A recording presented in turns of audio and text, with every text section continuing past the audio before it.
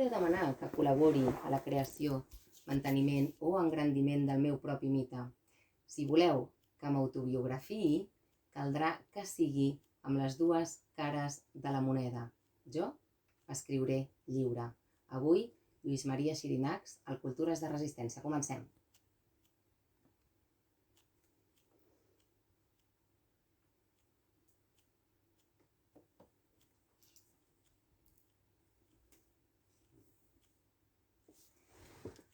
Doncs avui tenim amb nosaltres tot un seguit de persones que han vingut a presentar-nos un llibre que es presentarà el cap de setmana vinent, justament al Centre Cultural La Model, al carrer Entença 150. No? Sí? 155. 155. Sí que serà, no? Sí. Doncs avui aquí al Cultures de Resistència tenim amb nosaltres moltíssimes persones que ens fa molta il·lusió que estiguin aquí. Han omplert avui l'estudi 31 d'aquí, de Ràdio Nacional. Elles són l'Eva Franquero. Bona tarda, Eva. Hola, bona tarda. El Víctor Gil. Què tal, Víctor? Molt bé. La Carme Juncà, també és aquí amb nosaltres. Bona tarda. L'Anna Casanova, que ha dit que no volia participar avui en el debat, però estarà aquí fent fotografies mentre nosaltres parlem amb tots ells i amb tots elles, i també és amb nosaltres l'Àngels Baldó. Bona tarda, Àngels. Bona tarda. Tots ells i elles formen part de la Fundació Randa, Lluís Maria Xirinacs, i ells són les i els culpables de que nosaltres tinguem avui en primícia aquest llibre Des de dins de mi, una autobiografia de Lluís Maria Xirinacs d'Amians. Avui tenim la sort de que les persones que més en saben d'ell són amb nosaltres i ens presentaran aquest llibre. I no només això, ens explicaran el per què és important que tinguem amb nosaltres o que recordem aquesta persona que va ser tan i tan important per tots els lluitadors i lluitadores no violents a casa nostra. Per exemple, fa no tant, l'any passat parlàvem amb l'Arcadi Oliveres abans de que morís, doncs també de Lluís Maria Xirinacs i de totes les persones que ha inspirat a casa nostra en la lluita no violenta i en moltes altres coses. Avui amb nosaltres tenim l'Eva. L'Eva Franquero és la persona que ha instigat que aquí al Cultures de Resistència parlem avui d'aquesta autobiografia, i ens agradaria moltíssim, Eva, que ens posessis una mica en context. Com ha estat? Per què heu decidit publicar aquesta autobiografia, Eva? Doncs perquè no podíem deixar de fer-ho després de veure quina mena de document es tractava. Això no era un document inèdit, sinó que havia estat utilitzat ja per una biografia completa que es va fer de Lluís Maria, i aquest text que tenim avui editat va servir per documentar la infantesa de Lluís. Amb persones que tenen expertesa en qüestions digitals i tota aquesta nova direcció que pren la documentació, i es va decidir digitalitzar aquest fons, que és bàsicament un arxiu personal on hi ha la majoria de documents, perquè en Lluís guardava molts documents de tota la seva trajectòria vital. Aleshores, tant hi trobem records tendres de la seva vinculació familiar, com documents combatius de les múltiples lluites amb la que va estar el Lluís implicat. Fent tota aquesta feina vam arribar a netejar un armari. Teníem 2 armaris, no netejar, ordenar un armari. Un cop vam tenir aquest armari... Ordenar un armari d'una persona que guardava moltes coses. Moltíssimes coses, però val a dir que nosaltres ja vam trobar una feina feta.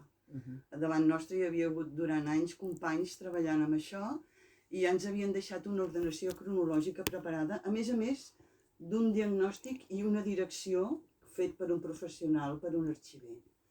Nosaltres ens ho vam emprendre amb moltes ganes. Jo m'acabava de jubilar, l'Àngels va ser pocs anys després, que es va jubilar també, i ens vam trobar amb els temps i les ganes. Perfecte. I, a més, amb la col·laboració de l'Anna i el Víctor, que són uns dit i fet.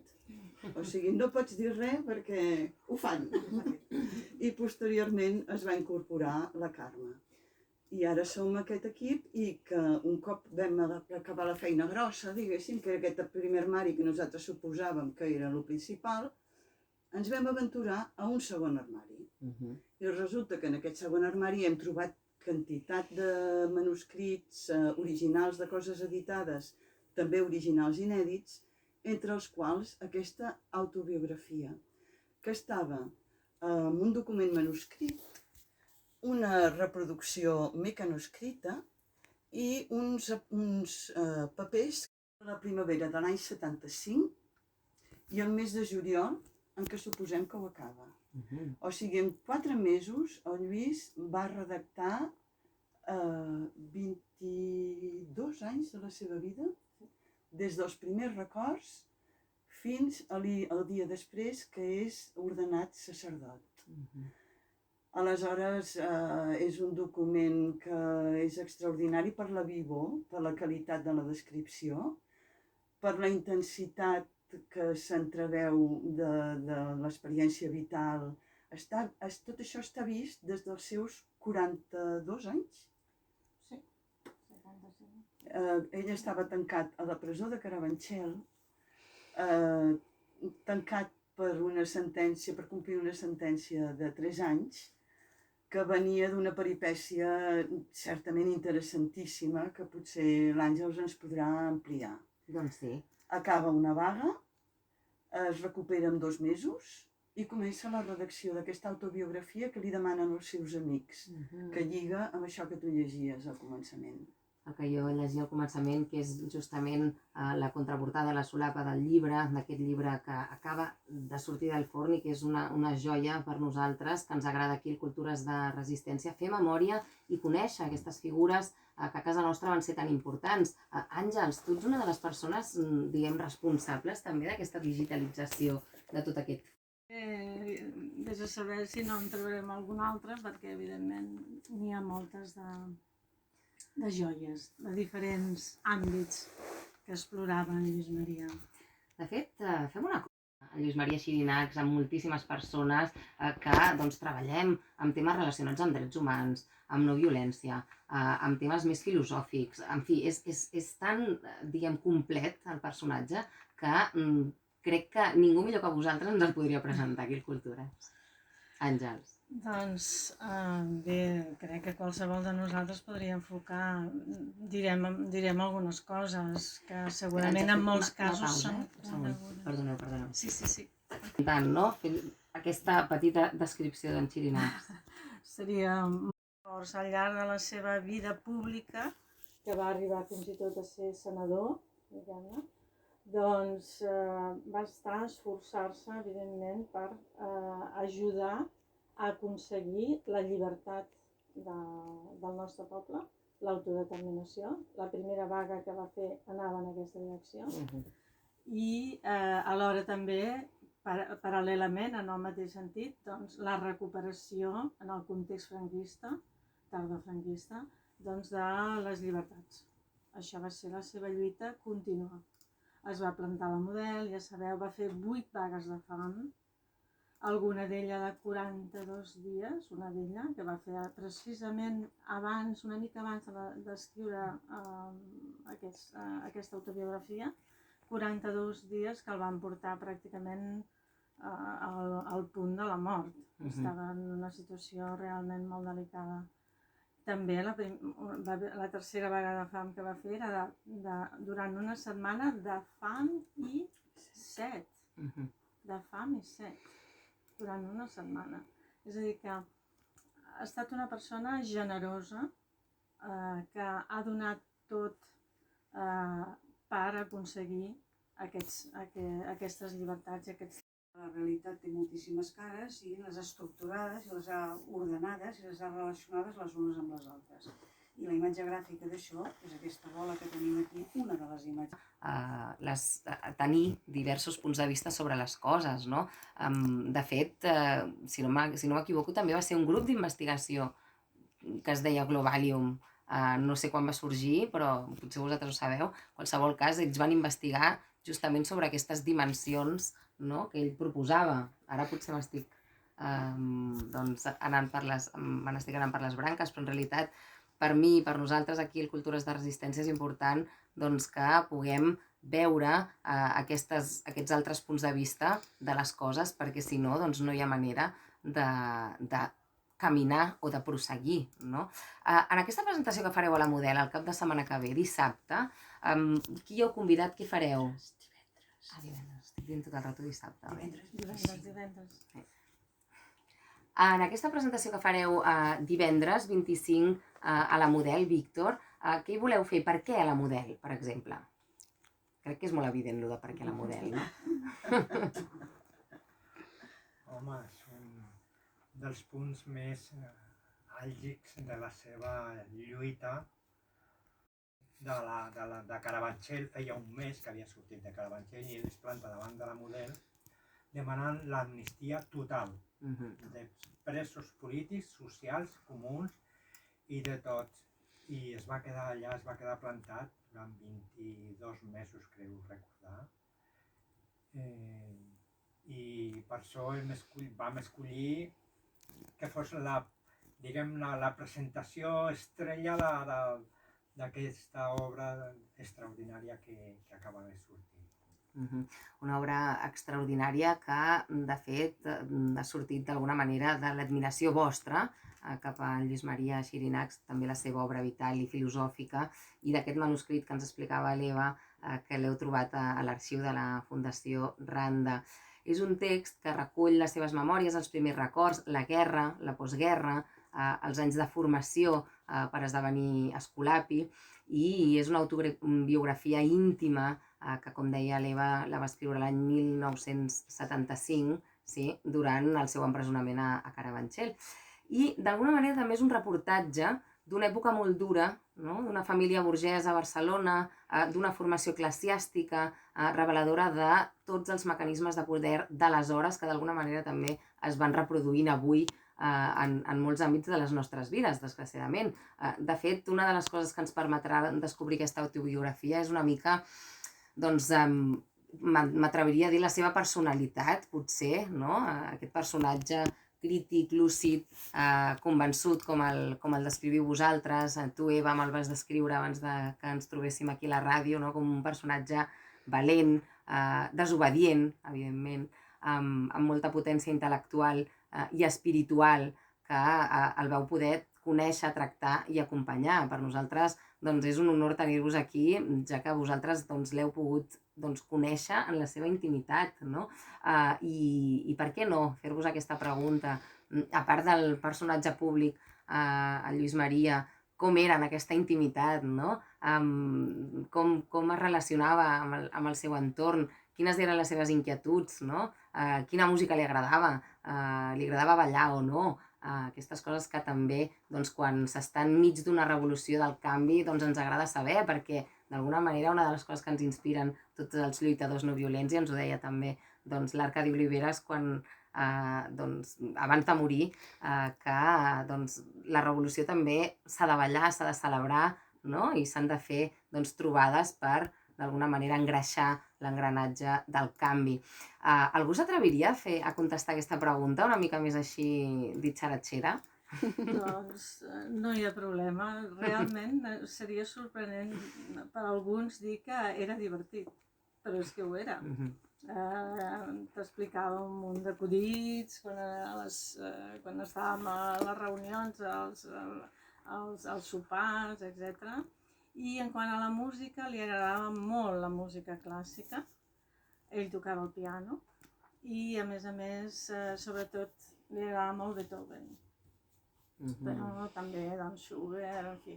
Però Beethoven tenia una debilitat, jo diria, no? Per la música de Beethoven. Déu-n'hi-do, i a més a més... Jo recordo un toni en el qual ell ens va anar comentant aquestes variacions. Va enriquir aquella audició posterior. Després ens en vam anar tots al Palau a escoltar això. Però ell ens va donar una múltiple dimensió de cadascuna de les peces que escoltaríem, inoblidable. Inoblidable. I a més recordo que mentre anava tocant, ell ho anava seguint amb el cos. Va ser un record que en tinc preciós, relacionat amb la música. I després ell potser, en el llibre s'explica això, va passar molta gana I ja està això ben explicat fins a quin punt aquest condicionament físic pot ser important a l'edat en què ell ho va passar, i ell diu que va arrossegar gana tota la vida. Li agradava menjar. I quan ens reuníem després d'una sessió de filosofia o després del que fos, ho celebràvem amb un bon àpat. I a més, era solidari.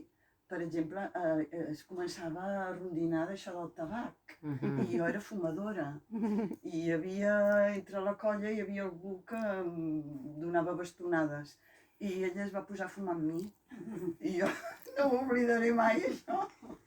El que dèiem, Va no? ser solidari amb el que estaven atacant. Característica que ell aplicava en totes les altres situacions de la vida. Quan hi havia algú que rebia, la seva postura estava claríssima. Déu-n'hi-do. Aquí també estic ara fullejant el llibre imprès. Clar, dic el llibre imprès perquè ara el tinc a les mans.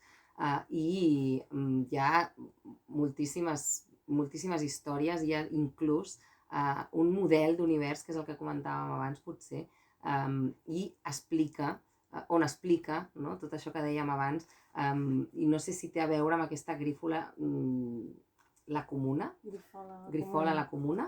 Bueno, això s'hauria d'explicar, Sí. però sí que és veritat que en el context, clar, del seminari, no? En aquest context, va fer tenia uns bons amics, i amb aquests, diguem-ne, van... Sí. És boníssim, clar, ara m'estic entretenint aquí a veure-ho, i realment, doncs, al final és descobrir l'explicació d'aquesta figura que ens heu portat avui aquí.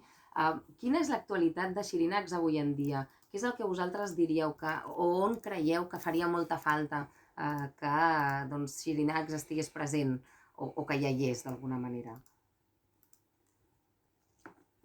Jo penso que la política d'avui és una història tan devastadora que necessitaríem que presenten interessos, ideologies, aficions, digue-li com vulguis. En canvi, la demòtica és transversal. La demòtica implicaria la connexió entre les institucions i les necessitats de les persones. I aquesta és la seva aportació, i ell ho va treballar això moltíssim i va elaborar un sistema de comunicació social a través d'assemblees que portés un altre tipus de relació entre els de baix i els que governen. I jo em penso que aquí està la seva gran aportació, a part de la seva fermesa davant del que és l'opressió de la cultura catalana, de la llengua, de les institucions, tot el que s'ha fet en aquest país durant molts anys, i ell no s'encallava ni una, i aixecava la veu i ho deia, i es va plantar a la plaça de Sant Jaume demanant la independència. I jo crec que en aquell moment va posar una llavor per tot el que venia. Ell parlava alt i clar, formulava les coses que normalment no es gosa dir perquè t'hi jugues alguna cosa. I ell era una persona absolutament entregada i valenta, i que no s'ho callava. Bueno, de davant de la Model se l'enduia la policia i el deixava amb un abocador, i tornava caminant i es tornava a posar a davant de la Model.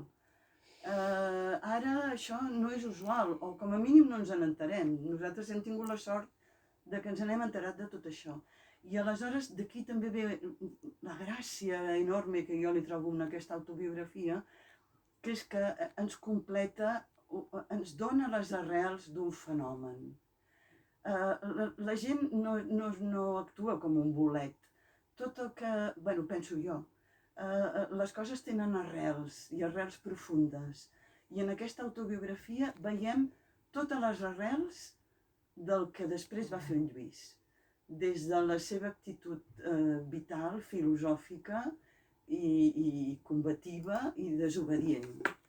Desvela els mecanismes de poder eclesiàstic d'una manera que jo no havia llegit mai. I t'ho posa davant dels ulls. I d'aquí pots derivar altres mecanismes de poder sobre la gent. I jo crec que el valor gros que hi ha és aquest. Ens ho posa davant dels ulls. No No pots mirar a una altra banda. Ambigüitats aquí. Doncs moltíssimes gràcies a tots i a totes per venir avui aquí al Cultures de Resistència. M'agradaria moltíssim que abans d'acabar la conversa ens diguéssiu clarament on serà aquesta presentació, dia, hora, lloc, i on podem trobar el llibre també, perquè veiem que és de l'editorial Boliana, sí? I ens agradaria que ens diguéssiu on el podem trobar. I si no, no passa res, que ens assabentarem a la presentació del llibre. En principi, pel que fa a la presentació, serà divendres 25 de març al Centre Cultural de la Model. A les 6 de la tarda? A les 6 de la tarda. Aquest serà. Molt bé. I en quant al llibre, a partir del 3 de març es pot trobar a les llibreries, però ja ens han dit que hi ha algunes que ja el tenen a la venda. Fantàstic, fantàstic. Doncs estarem atentes a aquesta presentació del proper dia 25 de març, divendres, al Centre Cultural La Model, que qui ens hauria de dir que es convertiria en un centre cultural La Model, Víctor? Sí. I jo només volia afegir una cosa de les que Acosta del micro. acaba de dir l'Eva de la demòtica. Per mi, una de les... Realment és com una llavor que va creixent, creixent, creixent, i quan acaba els 22 anys està a punt de florir. És com si florís després de tot això. Tot això és el previ. És molt dolor que passa, molt humà, molt sentit i desmitificador total, vull dir, realment és un ser humà, no? I realment és una persona superintel·ligent, una persona d'altes capacitats que les gestiona com pot, diguéssim, o com sap, diguéssim, i realment a partir que surt del seminari és com si comencés la segona part de la seva vida, que és fantàstica, és la que coneixem, però que la llavor està en tot això. Jo la recomano vivament, aquesta autobiografia, és molt maca, la veritat. Des de dins de mi. Volíem dir-vos que a la presentació del dia 25 tenim com a oradora a Magda Uranic. Ah, molt bé, fantàstic. Déu-n'hi-do. Hi haurà algunes altres persones més? L'editor, sí. Hi ha altres presentacions, doncs a Girona tenim confirmat en Quim Torra.